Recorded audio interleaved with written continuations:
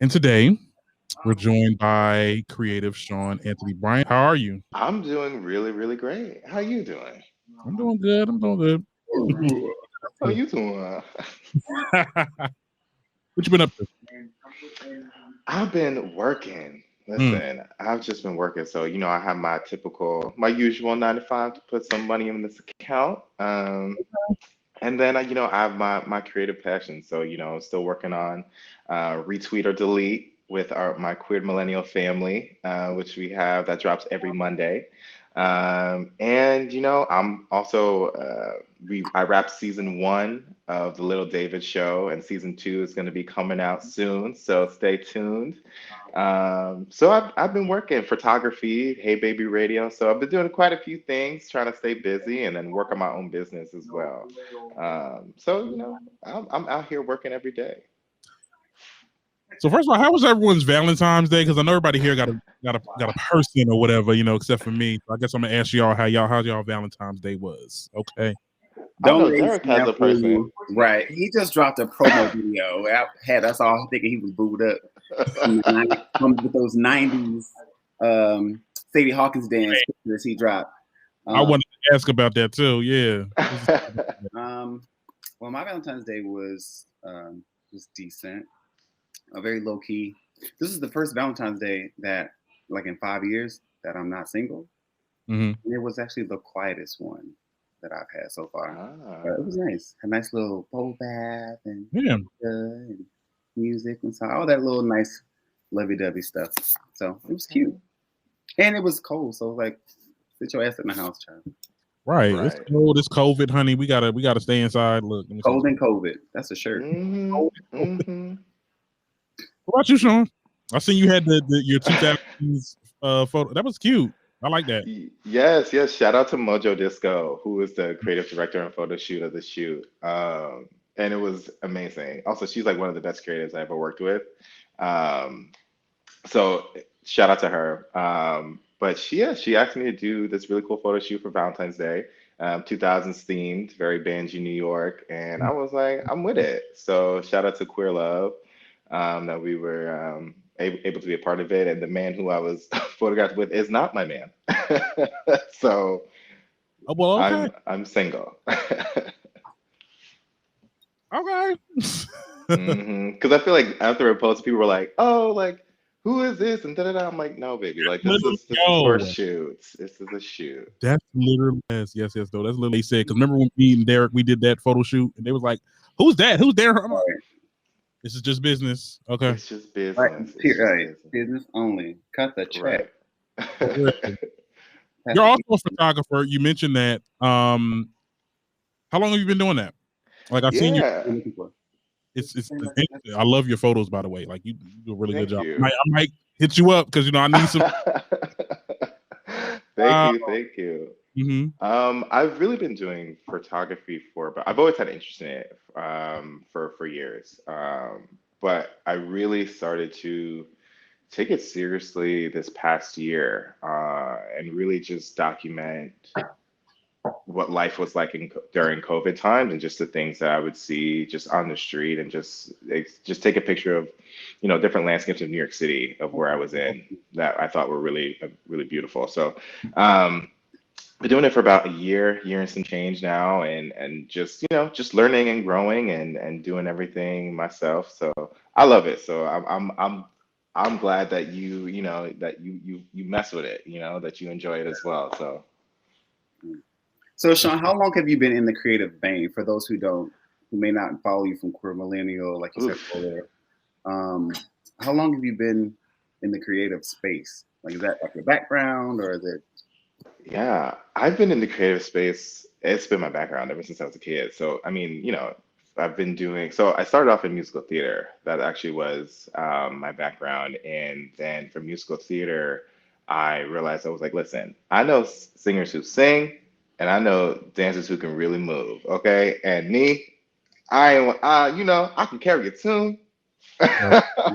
but I can understand that, Broadway may not be my ministry. So, um, I made the move to start doing more on screen work. And so, started small and then continued to just build from there. So really, I've been doing being a creative all my life, but I want to say professionally, really since like 2012, 2013, I've been really hustling and auditioning and doing my thing and creating from my own. So since 2012.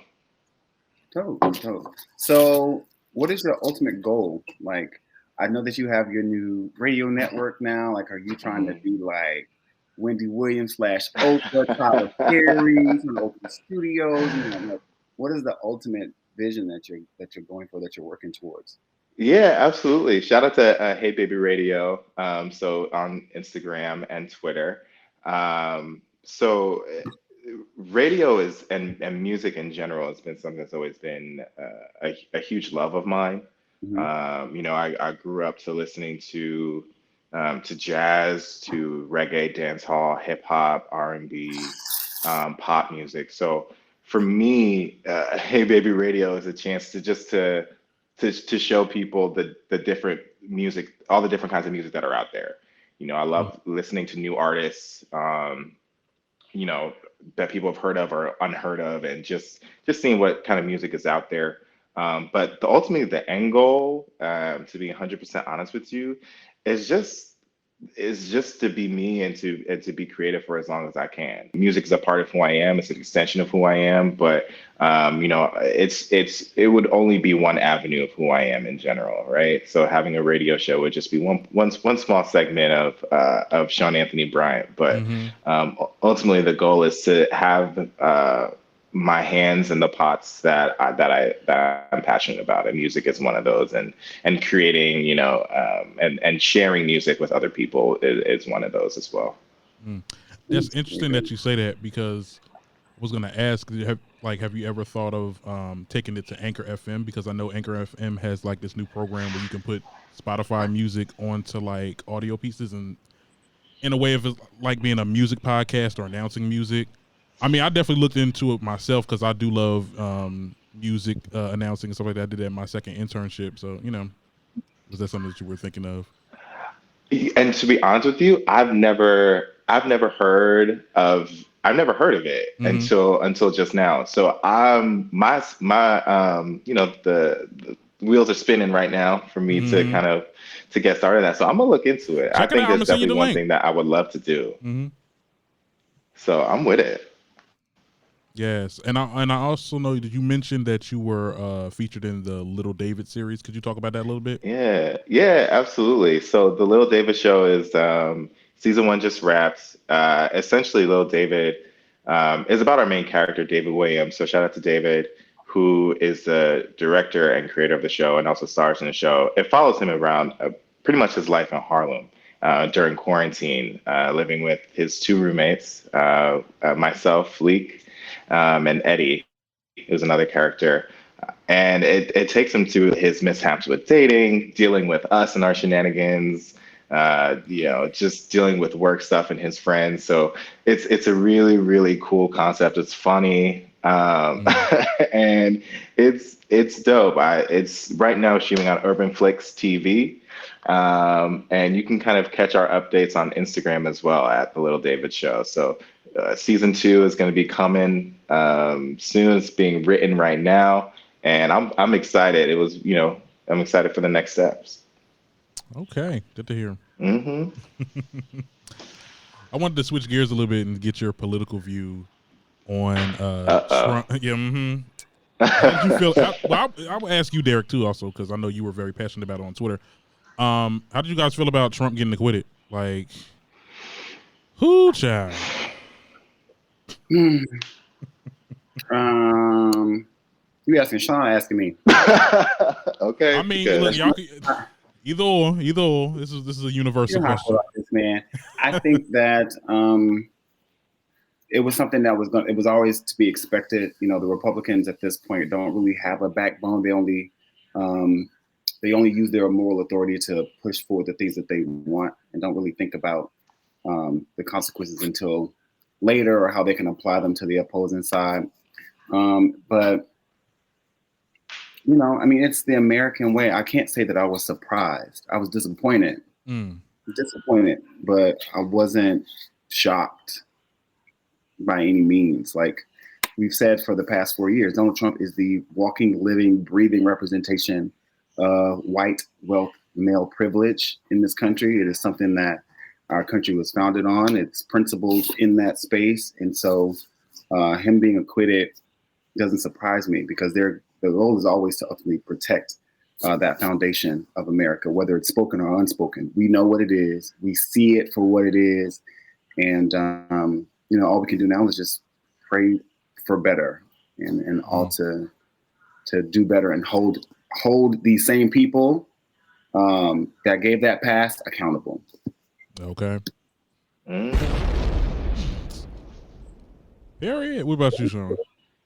I mean, I feel the same way, honestly. Like, I was not surprised that he was acquitted. It was not a shock to me. I would have been surprised if the 2/3 majority voted not to acquit him. You know what I'm saying? Like, that would have been a surprise to me. But like what Derek said, a lot of this country, a lot of who they choose to save or protect are white men, and so that for me was not a shock. Disappointing, very disappointing to be living in a country where the former president was impeached twice, and then so it's like. It's just it surprised me because it was like it surprised me to a certain extent. Like I knew that something he wasn't. But my whole thing is there's people that said that there's Republicans rather that said that he definitely was. He had a hand in starting this this insurrection. For them to like completely backpedal. I don't know. It just seems like it's what they've been doing. Like it's what it's on brand. It's on brand. It's peak GOP to say, yeah, I don't agree, but then also literally vote to keep the same bullshit going. Or what I'm saying? So it's like it's. Had it been Obama, we know it would have been a totally different situation. Child, they would have totally different. They probably would have put him in jail. I'm like, damn. He would have been under somebody's prison. Okay. Well, we can't. It is what it is. So he can run again if he wants to. Yeah, but I mean, if you look at the numbers from the elections from the last 2 elections, in order for him to win again, I think that means that he'd probably have to get like 90 million to beat out whoever else runs it. So to beat out Joe Biden as an incumbent, and that would be extremely scary.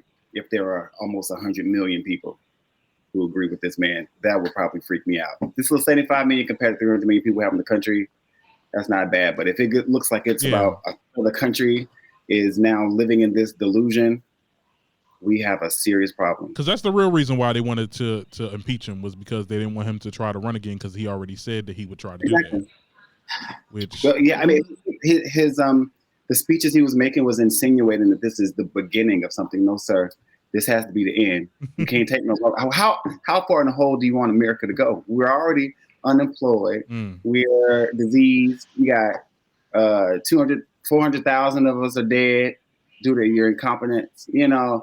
Our foreign policy and diplomacy was crumbling. Our alliances were nervous and don't trust us anymore. Our enemies were rejoicing at how isolationist we became. Like, if the goal was to destroy America, then he was doing a great job.